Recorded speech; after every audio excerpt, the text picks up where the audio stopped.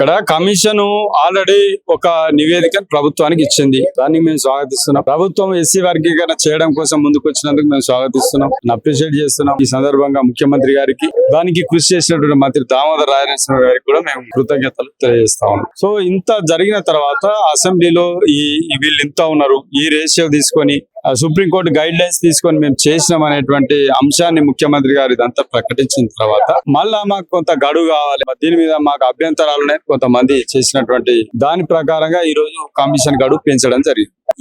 దీని విషయంలో మేమంతా కూడా అన్ని కులాలను చర్చించుకున్న తర్వాత ఏది కమిషన్ ఏదైతే ఇచ్చినటువంటి రిపోర్టు ఏదైతే ఉన్నదో ఆ రిపోర్ట్ విషయంలో మేమంతా కూడా చర్చించుకున్న తర్వాత ఉన్న దాంట్లో ఈ 15% ఏదైతే రిజర్వేషన్ డిస్ట్రిబ్యూషన్ జరుగుతా ఉందో వర్గీకరణ, దీంట్లో ఇది కొంత బెటర్ గా ఉన్నది అనేటువంటిది మేము అభిప్రాయం వ్యక్తం చేస్తా ఉన్నాము.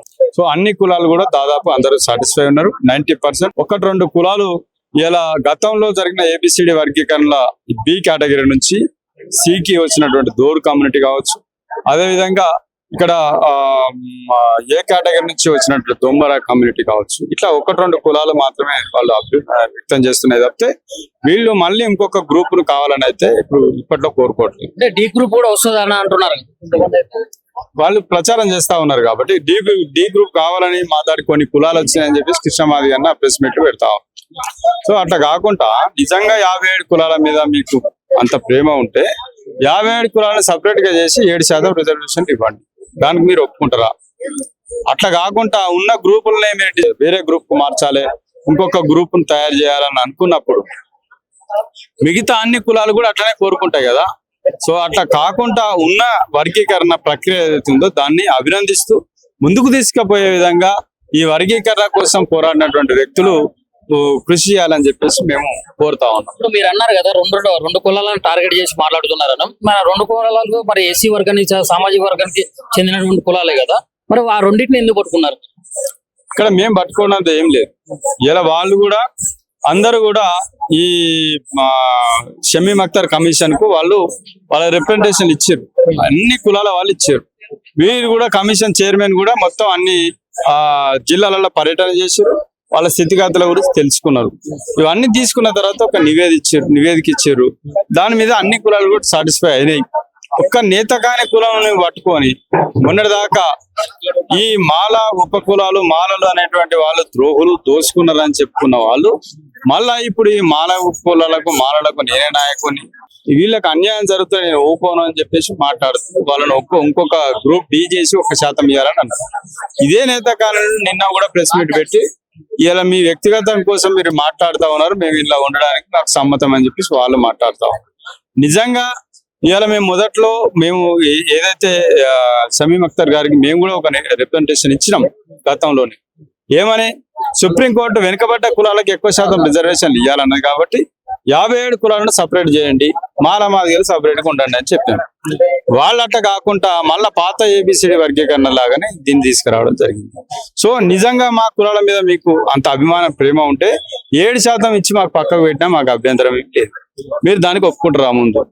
అట్లా కాకుండా ఈ 1, 2, 3 గ్రూప్ లోనే ఇలా ఈ కులం ఉండాలి అందులో ఆ కులం ఉండాలని చెప్పేసి మాట్లాడుతా ఉన్నాం. మొన్ననే ఒక ప్రెస్ మీట్ లో మాట్లాడారు, మాకు 12% రిజర్వేషన్లు మా మాదిగలకు కావాలి, మిగతా 57 కులాలు ఎవరు ఇష్టం వాళ్ళు ఏడన్నా ఉండొచ్చు, వాళ్ళు మాదిగలు ఉంటారా మాలలు ఉంటారా ఇంకే గ్రూపులలో ఉంటారా వాళ్ళు ఇష్టం అని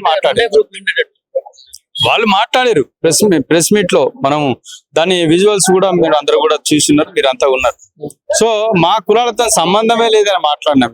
మీరు మళ్ళా ఇప్పుడు గ్రూప్ డి చేయాలనేటువంటి కొత్త వాదాన్ని తీసుకొచ్చి జరిగే వర్గీకరణ అడ్డుకోవాలనేటువంటి ప్రయత్నం కృష్ణమాది గారు చేస్తున్నారు.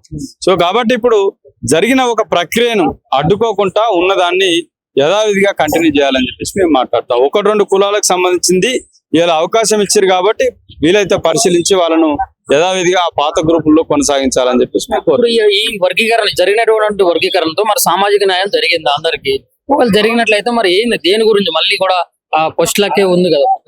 ఇక్కడ సామాజిక న్యాయం వర్గీకరణతోటి మొత్తం జరగదు. వర్గీకరణ వల్ల ఒక 20% లబ్ధి జరుగుతుంది దళితులకు విద్యా ఉద్యోగ అవకాశాల లోపల. మిగతా 80% వాళ్ళ ఉపాధి కావాలి, వాళ్ళు ఆర్థికంగా ఎదగాలి, వాళ్ళు పారిశ్రామికంగా ఎదగాలి, రాజకీయంగా ఎదగాలి, ఇలా విద్యలో ఎదగాలి, ఇవన్నీ ఉన్నాయి. ఇవన్నీ జరగకుండా వర్గీకరణ తోటి అన్ని పరిష్కారం ఉంది అయితే అని చెప్పి మేము అనుకోవడం లేదు. ఈ వర్గీకరణ వల్ల కొంతవరకు సామాజిక న్యాయం జరిగేటువంటి అవకాశం ఉంది. ఆ విధంగా ఒక బ్యాలెన్స్డ్ గా ఈ రిపోర్ట్ తయారు చేసిందని చెప్పేసి కమిషన్ గారిని మేము అభినందనలు తెలియజేస్తా ఉన్నాం. మరి ఇప్పుడు ఫైనల్ గా ఏంటంటే అన్న, ఇప్పుడు మందకృష్ణ మాదిగ గారు 30 సంవత్సరాల నుంచి పోరాటం అయితే చేయడం జరిగింది. మళ్ళీ ఇప్పుడు 57 కులాల నుంచి మళ్ళీ ఇట్లా అంటే రాజకీయ కోణంలో కూడా ఇట్లా వెళ్ళడానికి ప్రయత్నాలు అయితే జరుగుతున్నాయి అంటారు. మీరు ఏమంటారు దానికి సంబంధించి? వాస్తవమే, ఇప్పుడు ఒక సామాజిక సమస్యను రాజకీయ సమస్య తయారు చేస్తున్నారు. సామాజికంగా వెనుకబడ్డ వర్గాలకు అవకాశం ఇచ్చే కాడ కూర్చుండి మాట్లాడుకొని వాళ్ళకు అవకాశాలు ఇచ్చే కాడ మీరు మాట్లాడాలి, కానీ దీన్ని రాజకీయ పార్టీల చుట్టూ దింపుతూ మీరు మనం చాలా సోషల్ మీడియాలో చూసాం గత ఎన్నికల లోపల, మీరు ఏ పార్టీలను ఉండను కానీ మీరు బీజేపీకి ఓటేయాలి అని మాట్లాడినటువంటి వీడియోలు చూస్తాం, సమావేశాలు పెట్టిన సందర్భాలు చూస్తాం. ఇలా కాంగ్రెస్ పార్టీకి ఇలా మనం ద్రోహం చేసిందని చెప్పేసి మాట్లాడుతూ ఉన్నారు. ఈ వర్గీకరణ వల్ల ఎవరికి ఉపయోగం లేదని మాట్లాడుతూ ఉన్నారు. ఫస్ట్ వర్గీకరణ చేయడం మీకు ఇష్టం ఉందా లేదా చెప్పండి. ఫస్ట్ వర్గీకరణ కాలేదని ఇన్ని రోజులు మొత్తుకున్నాము. ఇప్పుడు ఒక ప్రయత్నం జరుగుతూ ఉన్నది. అన్ని రకాలుగా మీరే నివేదికలు ఇవ్వండి, మీరే చర్చలు చేయండి, దాన్ని ఫైనల్ గా చేసి దాన్ని ముందుకు తీసుకుపోదామని ముఖ్యమంత్రి గారు సాహసంగా ఒక నిర్ణయం తీసుకోరు. ఎక్కడ కూడా ఏ రాష్ట్రం తీసుకోలేదు. మరి దాన్ని మనం ముందుకు తీసుకుపోదామా, ఇట్లనే కొట్టాడుకుంటుందామా? ఇలా వర్గీకరణను అడ్డుకునే వాళ్ళు చెప్పాలి. ఇప్పుడు వెనకబడ్డ కులాల నుంచి మరి మీరు మందకృష్ణ మాదిగ గారు కానీ మన తెలంగాణ రాష్ట్ర ప్రభుత్వానికి కూడా ఏం చెప్పదలుచుకున్నారు? మొత్తం ఇవాళ రాష్ట్ర ప్రభుత్వాన్ని ఎస్సీ వర్గీకరణ విషయంలో ఎవరెన్ని చెప్పినా దీన్ని వెనకడుగు వేయొద్దని చెప్పేసి మేము కోరుతా ఉన్నాం. ఎస్సీ వర్గీకరణ అమలు చేయాలి. కమిషన్ ఏదైతే నివేదిక ఇచ్చిందో అది శాస్త్రీయబద్ధంగా 90% వరకు ఉన్నదని చెప్పేసి మేము భావిస్తున్నాం. దీన్ని మేము స్వాగతిస్తున్నాం.